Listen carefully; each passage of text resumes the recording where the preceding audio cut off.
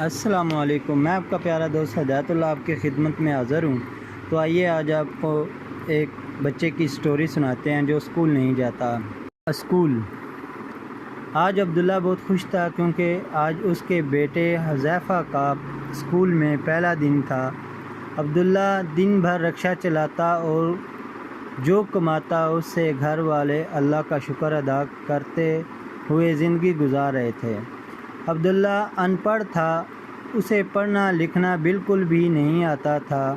اسی وجہ سے وہ چاہتا تھا کہ اس کا بیٹا تعلیم حاصل کرے اور علم کے ذریعے پوری دنیا میں دین زندہ کرے۔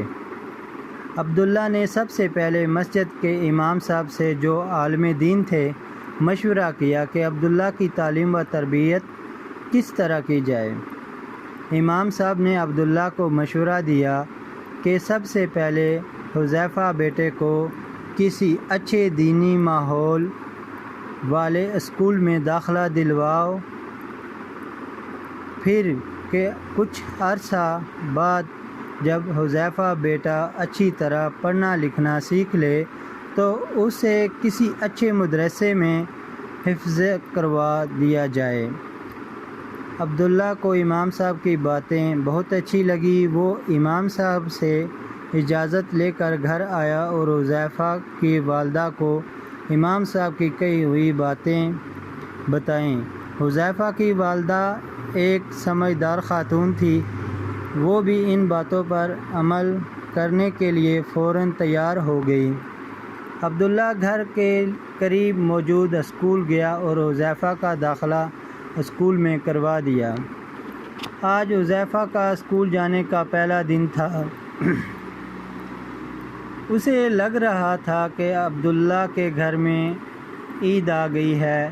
سب گھر والے خوش تھے کہ آج حذیفہ اسکول جائے گا۔ حذیفہ کو اسکول کی نئی وردی یونیفارم پہنائی گئی۔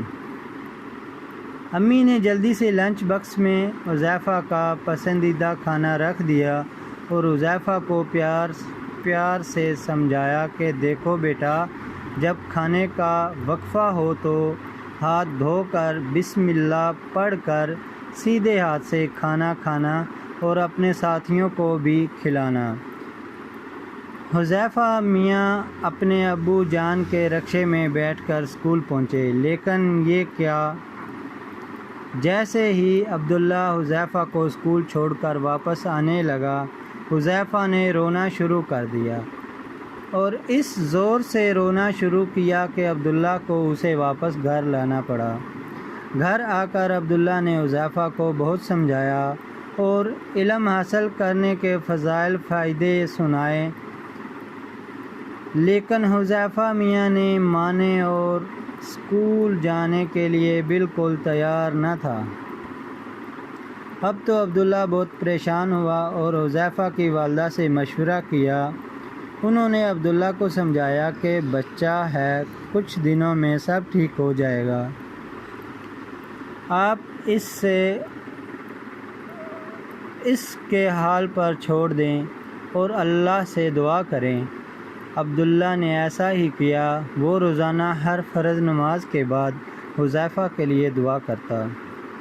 حذیفہ میاں اپنی مستی میں مگن تھے۔ وہ دن کو باہر نکلتے، دوستوں میں کھیلتے اور شام کو گھر آ کر کھانا کھا کر سو جاتے۔ ایک دن حذیفہ اپنی عادت کے مطابق شام کے وقت کھیل کے میدان میں پہنچے تو وہ دیکھ کر حیران رہ گئے کہ ان کا کوئی دوست بھی کھیلنے نہیں آیا۔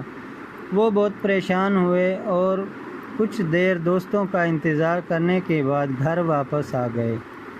دوسرے دن بھی یہی ہوا، یہاں تک کہ پورا ہفتہ گزر گیا۔ اب حذیفہ نے بھی گھر سے نکلنا چھوڑ دیا۔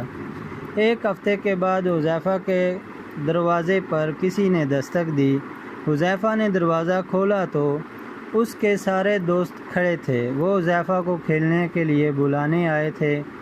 حذیفہ نے ان سے پورا ہفتہ غائب رہنے کی وجہ پوچھی تو انہوں نے بتایا کہ ہمارے اسکول میں امتحانات ہو رہے تھے، اس لیے ہم پڑھائی کر رہے تھے۔ اب الحمدللہ ہمارے امتحانات ختم ہو گئے ہیں، تو ہم تمہیں کھیلنے کے لیے بلانے آئے ہیں۔ حذیفہ ان کی باتیں سن کر حیران رہ گیا۔ اس نے امتحان کا لفظ پہلی مرتبہ سنا تھا، اسے نہیں پتہ تھا کہ امتحان کیا ہوتا ہے۔ دوستوں کے سامنے تو اس نے کچھ نہیں کہا، خاموشی سے ان کے ساتھ کھیلنے چلا گیا۔ لیکن جب شام کو وہ کھیل کر گھر واپس آیا تو رات کے کھانے پر اس نے عبداللہ سے پوچھا کہ ابو جان، یہ امتحانات کیا ہوتا ہے؟ عبداللہ نے کہا، بیٹا، جو بچے اسکول میں پڑھتے ہیں ان کی پڑھائی کا سال گزرنے پر ان سے اس پڑھائی کے متعلق سوالات کیے جاتے ہیں اور دیکھا جاتا ہے کہ کس بچے نے اپنا سبق اچھی طرح یاد کیا ہے۔ سب سے اچھی طرح سبق یاد کرنے والے بچے کو اچھے تحفے دیے جاتے ہیں اور گھر والے بھی خوش ہو کر ان کو انعامات دیتے ہیں۔ تحفوں اور انعامات کا سن کر حذیفہ کے منہ میں پانی آ گیا۔ اس نے اپنے ابو سے کہا، ابو کیا مجھے بھی انعامات مل سکتے ہیں؟ عبداللہ نے کہا، کیوں نہیں، اگر تم اسکول جاؤ اور دل لگا کر پڑھو تو تمہیں بھی انعامات ملیں گے اور تمہارے امی ابو بھی خوش ہوں گے، اور جب کسی بچے سے اس کے امی ابو خوش ہوں تو اس سے اللہ بھی خوش ہوتے ہیں اور ہر کام میں اس کی مدد کرتے ہیں۔ اب حذیفہ کو بہت افسوس ہوا کہ اس نے اپنے امی ابو کا دل دکھایا اور ان کی بات نہ مانی۔ اس نے اپنے امی ابو سے معافی مانگی اور اس سے وعدہ کیا کہ اب وہ ہمیشہ ان کی بات مانے گا اور کبھی بھی ان کی نافرمانی نہیں کرے گا۔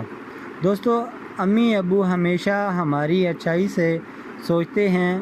ان کی چاہت ہوتی ہے کہ ان کا بیٹا بیٹی دنیا و آخرت میں کامیاب ہو جائیں، اس لیے کبھی بھی ان کی نافرمانی نہیں کرنی چاہیے، اور اگر کسی بات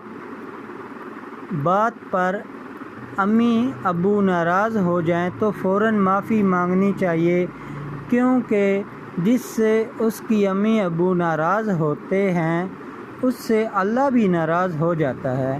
ہمارے پیارے نبی صلی اللہ علیہ وسلم نے فرمایا، یعنی والدین کی ناراضگی میں اللہ کی ناراضگی ہے۔ اگر آپ کے والدین ناراض ہیں تو اللہ پاک آپ سے ناراض ہے۔ اگر آپ کے والدین آپ سے خوش ہیں تو اللہ پاک بھی آپ سے خوش ہے۔ دعا ہے کہ آپ کو اللہ پاک ہمیشہ خوشیاں